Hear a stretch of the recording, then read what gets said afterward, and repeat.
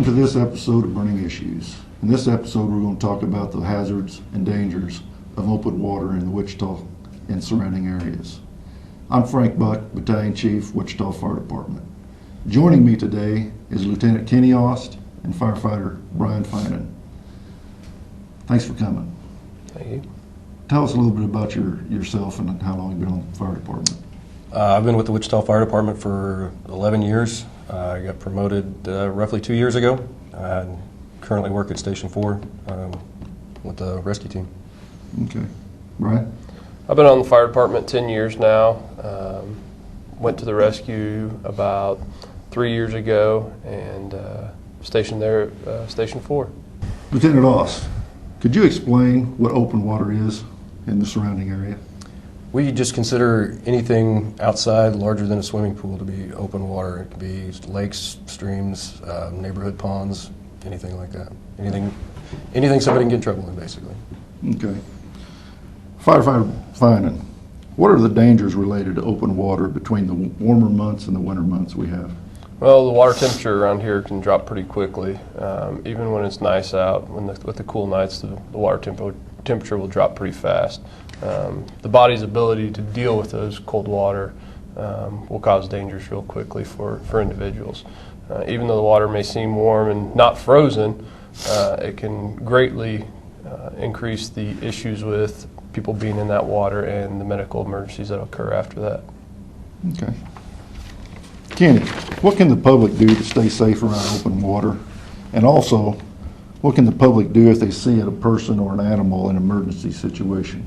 Obviously, the best thing to do is stay out of the water, stay away from the water. If they have to be in it, obviously, use common sense and wear your life jackets, appropriate equipment.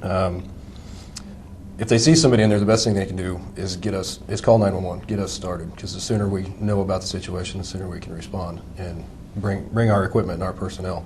What we don't want people to do is just rush into the water, because that's probably not going to turn out real well for them. In all likelihood, they're going to end up, adding more patients and taking away a valuable witness that I could have had. So we just want people to stay out of the water. They can use the same rules that we use: the reach, throw, row, and go. If you can reach something out to somebody to help them, start with that. You can throw something to them, throw them a life jacket, throw them a rope, drag them back in. If you have access to a boat or something, they can go out and do that. But if you have to, or if it's possible, if you're an adequate swimmer, you might be able to swim out to them, but that's probably something you should leave to us. Okay, good. Firefighter Finan, what does a technical rescue team do when they arrive on the scene of an emergency? Our goal is, once we arrive on the scene of a water emergency, is to have one rescuer ready to enter the water. Within mere seconds, we should be able to have a firefighter in the water to start to assist the rescue.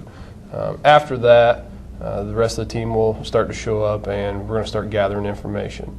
A lot of times, somebody sees somebody go down. Once they go down, we don't have a visual indicator anymore of where that person is. And so people that are on scene and bystanders can give us that information so that we can pinpoint the location to try to speed up the rescue efforts. One of our best assets is going to be the people that are there, that saw it happen, the person that calls it in.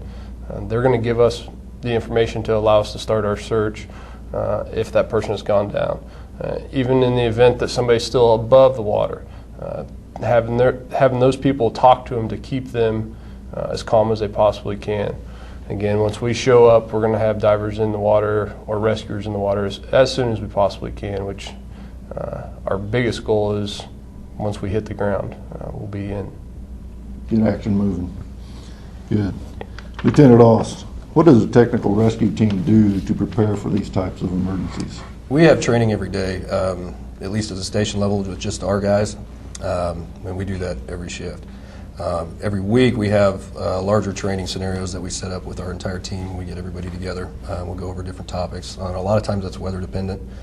If it's really cold out and we have ice and we have the opportunity to go do that, we'll go train on the ice. If it's during the rainy season, we might have some swift water we can train in.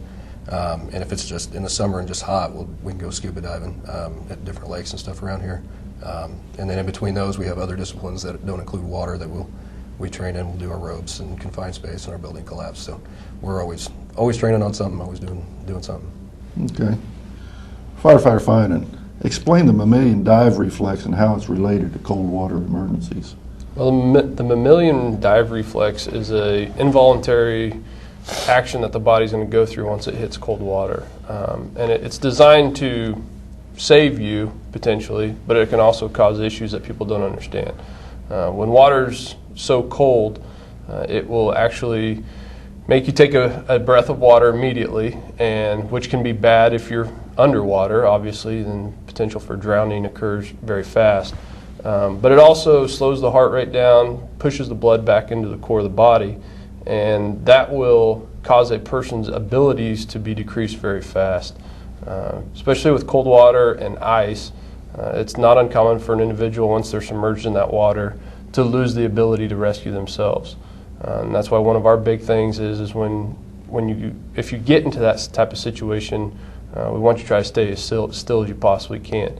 You exert a bunch of energy and you're going to lose that ability to hold on to an ice shelf, say, very quickly. So it can be a good thing, and it can also be a bad thing for an individual. It just depends on if they go under the water or not.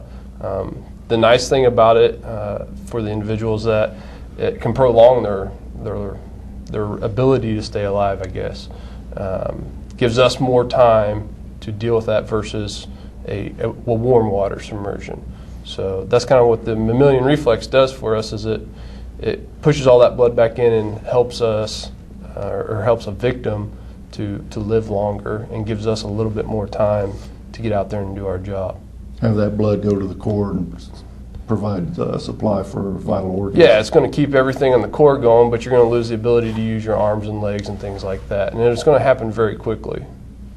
That concludes this episode of Burning Issues. Our mission is to provide our community excellent, proactive fire and life safety services through prevention, education, and protection.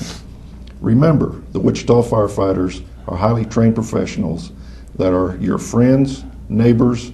They are the Wichita's bravest, and they are here somewhere serving you in many ways every day.